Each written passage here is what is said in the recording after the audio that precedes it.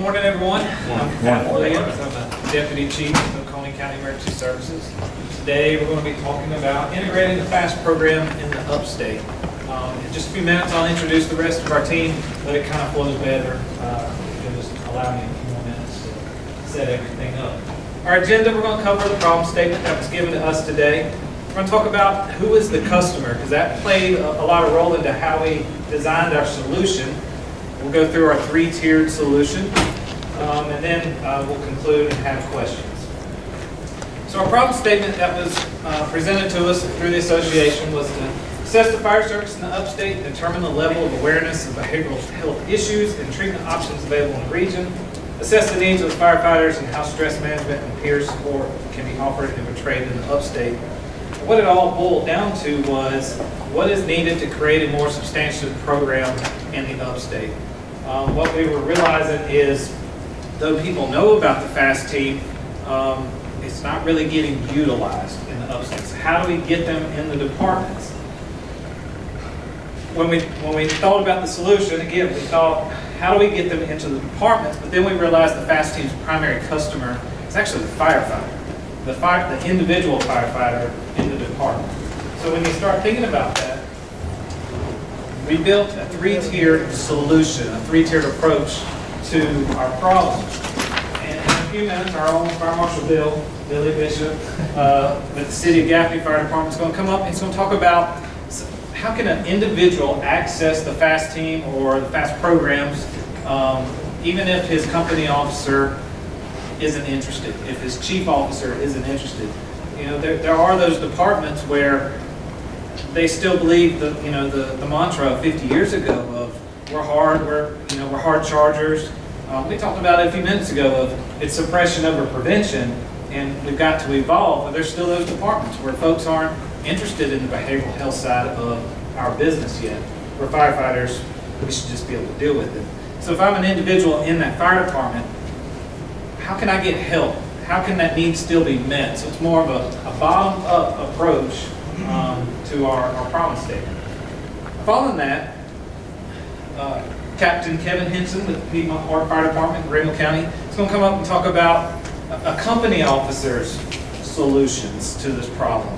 So imagine you're in that company officer role, you see a need, you've run a call, another firefighter in the department's having issues at home, you see a need that needs to be met, but you've never been prepared for any of this. How can you access the FAST programs when your chief officer may still be keeping the door closed to the FAST team actually getting in the department to talk to you?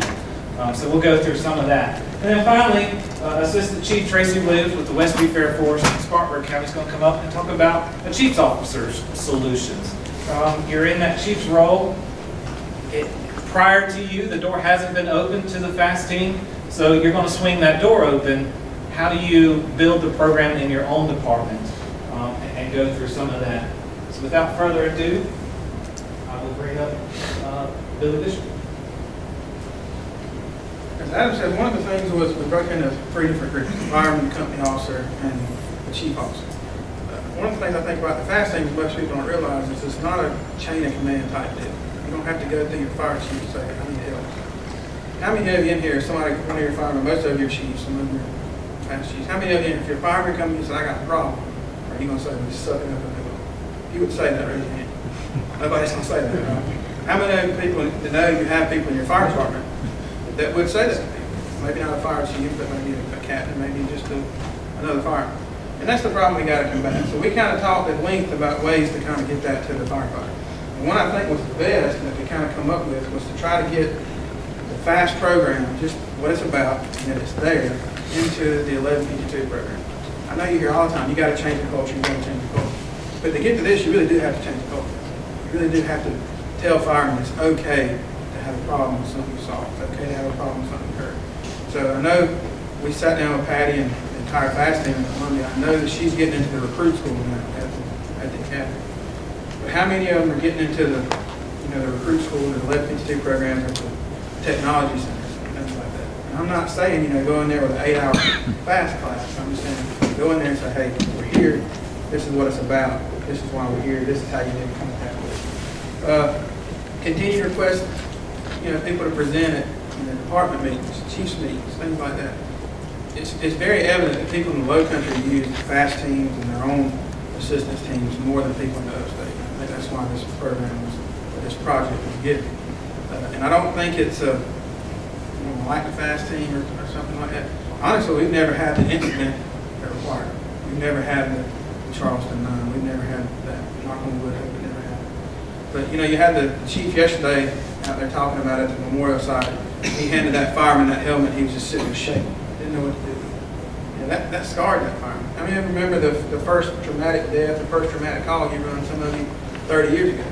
It stuck with you. So you got to have a way to talk about it. Have a fast corner in the association's newsletter. Each month or each quarter, however they send them out, have something there. Here's the signs of stress, maybe 1 month. Here's the signs of something else, maybe 1 month. To get those firemen's eyes and say, hey, there's a problem. Booths at emergency services conference, just like they do at the fire rescue conference at Myrtle Beach. Have a booth. They have representatives there. We just got to get people there too. Update marketing material more regularly. We've all got those posters in our station that say, here's our region coordinators. Some of us still have the posters that have people from long ago as region coordinators and things like that. I know it's kind of expensive to get those out to people, but I think if we email them out to the fire departments, they can print them off. I'm not saying we have to mail them to each individual fire department. Provide an I need assistance button on the website. Here's the problem I think with individual firemen. They think I have to go through my fire chief to request assistance. And nobody wants to sit down and talk about their feelings. Let's just be honest about it. But if they can do that, and they can get in touch with somebody directly. There's a 1-800 number they can call. So if they can click a button and get into contact with somebody, or somebody can contact them and say, hey, I need help, I think that would kind of get them into the individual firefighter better. And then the FAST members should present an opportunity available to department meetings, trainings. They got to be invited. They don't have to be invited, but it's hard for one person or a few people to hit every fire department or every fire chief meeting in the state. There's a lot of different meetings that go on, but to try to get them in there. And then, it doesn't necessarily have to be the FAST team. We can each act as some kind of peer counselor. There's classes that all the FAST team members have to go through. And then you have like your chaplains and stuff like that. We're lucky enough in Gaffney to have Gary Rogers. He's in Gaffney. He's the chaplain for the Firemen's Association. We've had some rough calls, and he's been at the station before we got back. He's been sitting in the parking lot, we pulled back in. So it doesn't necessarily have to be a FAST team member to get in there and talk to those guys. But we have to change the culture in the firemen and tell them it's okay to not be okay. You still have that kind of stigma out there. So basically, with that, I'm going to turn it over to Kevin. He's going to talk more about how to get the company officer role in there. Thank you, Billy. As a company officer, I'm not just saying this for myself, I truly believe it's one of the most difficult jobs in the firehouse. Not only because the position that you're in, but I've always considered it a transitional phase. You're going from a line firefighter engineer, you're moving into a leadership, supervisory type role. But you're kind of the guy that they bring the problems to. You're that first resource that they come to in an outlying fire station or even in a main fire station when they have a problem. How do we deal with that? We work side by side every day with these guys. When I work side by side with somebody, I know what their likes are, I know what their dislikes are, I know what's normal for them, I know what's abnormal for them. It's going to be easier for me to pick up on something that's different or something that's changing. That's why I believe a company officer has a big role when it comes to mental health. We have the most direct involvement with those people. They're coming to us, they're coming to talk to us, whether it's for an assignment, whether it's for something dealing with training, a question, or a problem. They're typically coming to us first. When that happens, if I see a change, if a company officer sees a change, I feel like it's our responsibility to report that. We're not tattletale. That's not our job. But if I see a change in somebody, especially involving mental health, I need to report that. That's the next step that Tracy's going to get into as the chief officer. But if I see something, not only do I need to start working on that problem now, I also need to let my superior know where I'm going with that and where we're at in that process. One of the first things I really believe is that we got to teach our guys, and we got to emphasize that asking for help is not a weakness. I'm not that old. I'm 36 years old. I've been doing this 15 years. Even 15 years ago, not that long ago, I was told to be tough. All right? It's here today, gone tomorrow. In the mental health world, nothing is here today and gone tomorrow. That don't happen. That's what we were told. That's the problem that we're dealing with. I'm not going to say just in the upstate, but let's face it, especially where I'm at, the county I'm at, we still got places that when you ask for help, it's a problem. That's a weakness. We handle that right here. It's okay to ask for help. We got to break that. We got to teach these guys it's okay to ask for help, and then start leading them down that road to recovery through Patty and the people that she's got working with. The other thing, I strongly suggest that company officers should be involved in peer training. They should have access to that. They should go through that program. Like I said, as the first stop in the firehouse, when those guys have a problem, those company officers have a knowledge of what the FAST team goes through in peer training. They're going to have all those tools in their toolbox, and they're going to be able to start working with these people. Tailboard talks, tailboard critiques. They've been doing that a long time. Me personally, I like to call it a firefighter side hug. You come back from an incident, critical incident, whether it be, and Teddy hit on it earlier, 3-year-old fatality, 9-month-old fatality, 77-year-old, 9 firefighters. You sit there and you talk to those guys, that's our chance to size them up. What condition are they in? What actions do I need to take? What needs do they have? It's a can report for our guys. We do it on a fire department, we do it in the firehouse when we come back. But it's not just about the critical incidents that we respond to. What if the guy comes in, he fought with his wife 2 hours before work? He can't leave that at the door. He's walking through the door now, expecting to do everything that I and the other superiors ask him to do with the weight of these things on his shoulders. So we got to be able to recognize that too. That's that change in behavior that a company officer can pick up on. I'm going to know something's not right here. We should have a knowledge of the state assets, not just state but local. FAST, particularly in the upstate, Greenville County, there's a critical incident stress management team that used to be part of Greenville County EMS. Knowing some of those teams, the low country team that's down this way, having an idea of those teams and where they're at, that kind of gives you a point of reference to start leading these guys in the right direction should they have a problem. You're not having to back up and punt, make a phone call, that's all good, but you can start giving them solutions when they're asking for it, because that's what they're going to be looking for, is what can you do for them. Promote an open door policy. Company officers, a lot of times we don't have a door per se, but let those guys know you can come talk to me. All right, I may be your lieutenant, your captain, your BC, whatever the case may be, but let them, it's okay to come talk to me. All right, like Billy said, it's not really a chain of command type of thing. When it's a mental health problem, if you have a problem, go talk to somebody. Let them know, hey, there's no issue. You don't got to go through this guy, through this guy, through this guy. Get somebody, let them know you need help, and let's start working on it. We got to promote taking care of our own.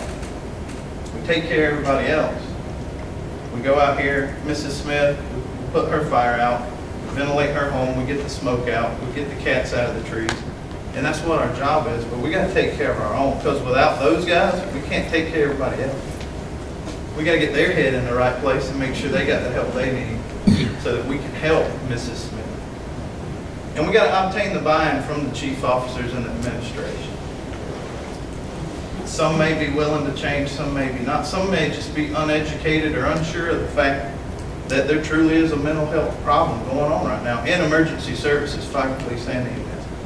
But get that buy-in. Talk to them. Talk to the chief. Let him know your concerns. Let him know what you've learned through this association and the Leadership Institute and people like Patty. Let him know what's out there. Try to obtain that buy-in from him, and then we can honestly work together, I think, to really change this. And that's where Tracy's going to come up. He's going to start talking about some of the stuff when it comes to those executive chiefs and their take on things. As a chief officer dealing with this program and doing some research, I determined real quickly what some of my objectives were going to be, and that was first, I need to make sure I'm informing my department. The second thing is, how am I going to assist in spreading the word in the upstate? So first, with the informing our members, we've got to educate. We've got to educate. I know the information's on the website, but you know, some people may not go to that particular part of the website. Bring people in. Let them talk to them. Let them see what's going on. I talked to Patty, and there's 4 classes that they offer, approximately about an hour long. So that's something to look at. We're all had their stories where we've had people involved in critical issues where, you know, you pulled somebody out of a wreck and you didn't know who they were until you looked at the driver's license. You know, years ago, and you were told to just suck it up and move on, go to the next call. 8 weeks ago, I was on the truck. We were diverting traffic from a previous wreck, keeping the traffic off of it. We had a car hit us at 65 miles an hour. We had 2 entrapments and 2 traumas in the vehicle that hit us. The next morning, I have been contacted by a fast team member saying, I'm here, if you need me, call me, I just wanted to check on you. So that goes to show you where we were and where we are now. And that's by training our people what can happen.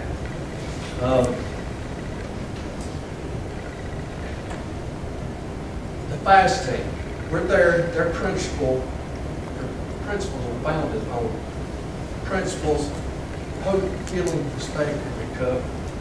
So we've got to engage our people with that. We've got to let them know that it's okay to talk to somebody. Maybe it's a member of the fast team, maybe it's not. Maybe it's just a friend, maybe it's a pastor. Maybe it's your local EAP. But you know, you're challenging them to talk to somebody, to open up to them. Let them know that there's crisis intervention, individual counseling, group consents, peer support, several other programs, the training and education. The pamphlets, I know Billy spoke a little bit on the pamphlets. We got the same pamphlet that's been in our station for years. Same thing. In places. They need to be changed annually, at least annually. You know, put some pictures of local state people on there, you know, with numbers and contacts and stuff. Pamphlets. You know, email out pamphlets, you know, every year. In doing the research, I found the pamphlet. I was inquiring to some of the people at the department, did y'all know this was available? Well, no, we didn't. Is that my people's fault? Is that my fault as a chief officer? Is that the association's fault? Don't know, but we can fix it.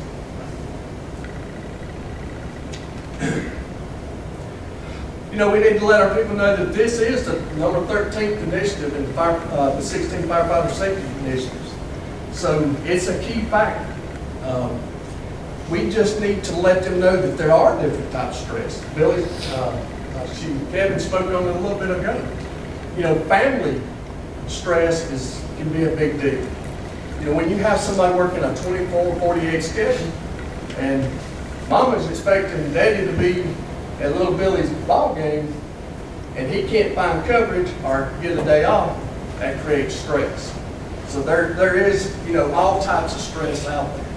So we have to be able to talk to people. We have to be able to reason with people.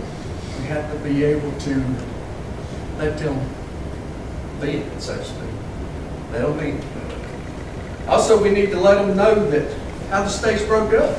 You know, there is a map of, there's one coordinator in the Upstate, there's 2 in the Midlands, the 2 in the Grand Strand, and 2 in the Low Country. We need to make people aware of this, our people.